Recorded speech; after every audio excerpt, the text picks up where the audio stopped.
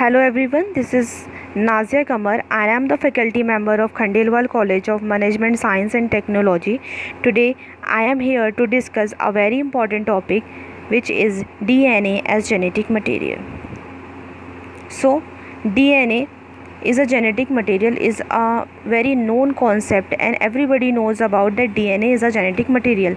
But before the discovery of DNA double helical model, gene and Chargaff rule, it is not a very clear concept, and nobody can say what is the process, how the character move from one parent to another. So before we start with the DNA structure or DNA as a genetic material, we should to know about the scientists who are deliberately associated with the discovery of this phenomena. So the first scientist is related with DNA as genetic material theory was Griffith. And इन्होंने क्या किया था, इन्होंने ही सबसे पहले बताया था there was something macromolecule which are responsible for inheritance process.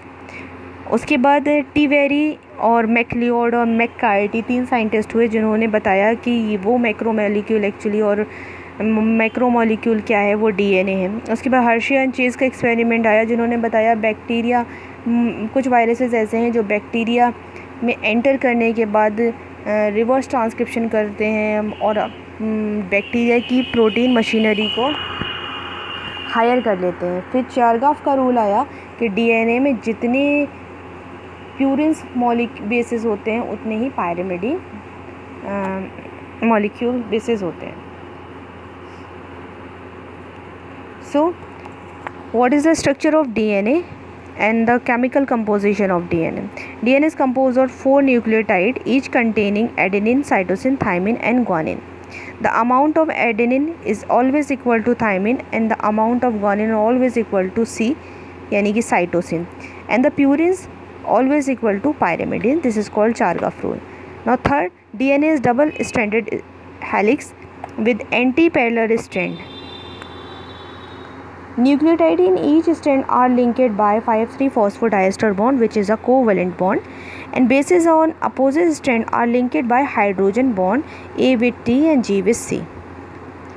Now this is about Griffith transformation experiment.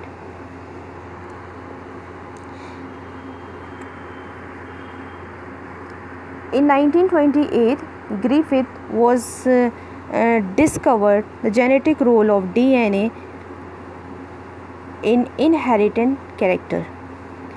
So Frederick Griffith was worked with the pneumonia organism, which is Diplococcus pneumoniae, and this bacterium had two strain, which is S strain and R strain. जो S strain था which was virulent and the R strain was non-virulent. Means अगर S strain को किसी organism के अंदर inject किया जाए तो वो ऑर्गेनिज्म अल्टीमेटली मर जाता है, किल्ड हो जाता है.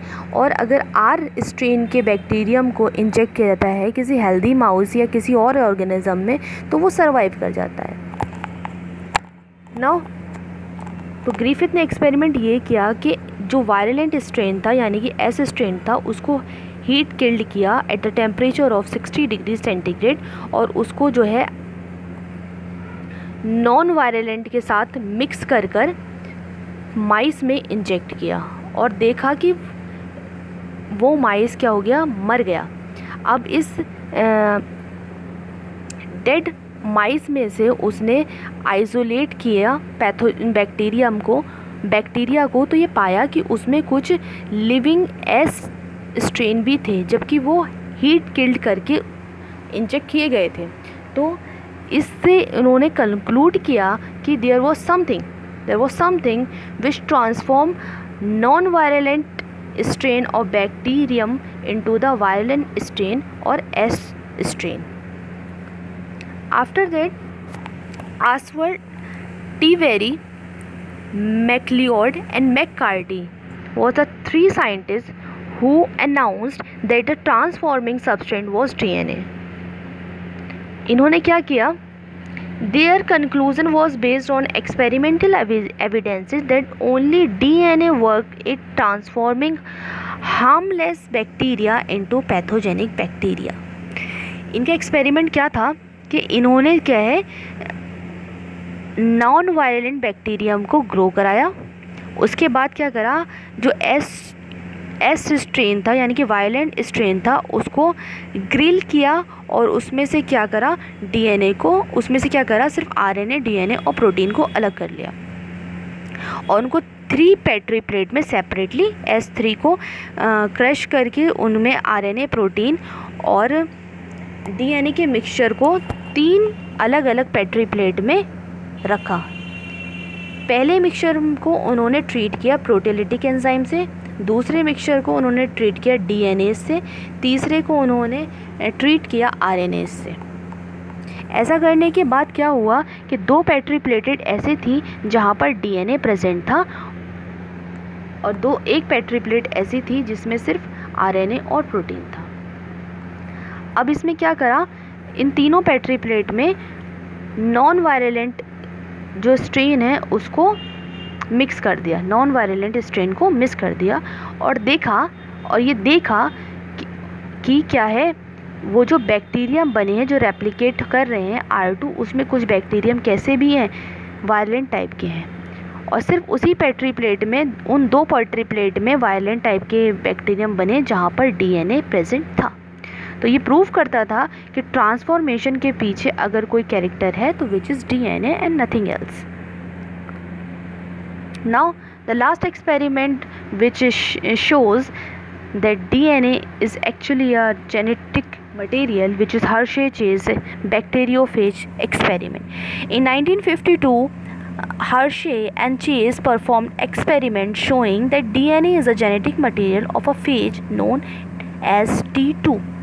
To determine the source of genetic material in the phage, they designed an experiment showing that only one of the 2 components of T2, which is DNA or protein, enters an E. coli cell during infection. 32-phosphorus is discovered within the bacteria and the progeny phase, which is 35S is not found within the bacteria but released with phage host. They concluded that the injected DNA of phage provides the genetic information. Hershey और Chase का experiment सिर्फ इसी पर based था कि उन्होंने क्या है, रेडियो एक्टिव फॉस्फेट का यूज़ किया, बैक्टीरियोफेज के डीएनए को उन्होंने क्या किया, मार्क कर दिया रेडियो एक्टिव फॉस्फेट के साथ और ये देखा कि जो बैक्टीरिया जो बने हैं, बैक्टीरिया में जो फेज है उन्होंने एंटर कराया था, धीरे धीरे जो है वो क्या है, आगे की बैक्टीरियल जनरेशन में ट्रांसफॉर्म होता चला गया। इससे भी ये प्रूव होता है कि DNA is actually transfer from one generation to another generation. Now additional evidence is that DNA is a genetic material. In 1947, Chargaff reported that DNA composition varies from one species to the next. This evidence of diversity made DNA more credible candidate for the genetic material. After that, Franklin gave a DNA structure through the X-ray diffraction image. उसके बाद Watson and Crick ने DNA का double helical model दे दिया और ये picture और साफ होती चली गई कि DNA is actually a genetic material. Now in 1953 presented a double helical model by Watson and Crick. Two primary source of information for this double helical structure of DNA. One is Chargaff rule. Number 2, X-ray diffraction study of Franklin and Wilkins. And this is the structure of DNA, which is a double helical structure, and there is two polynucleotide chain which are linked each other by hydrogen bond, and each polynucleotide chain is made up of nucleotide, and each nucleotide contain phosphorus sugar of pentose sugar and a base. Base are of two types, which is purine and pyrimidine. Purines are double cyclic structure while pyrimidine are single cyclic structure.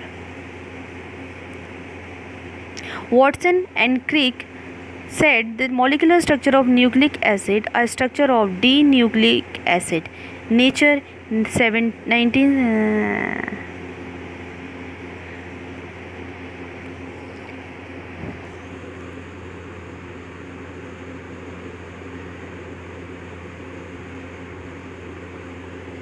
Thank you so much. Thank you for listening.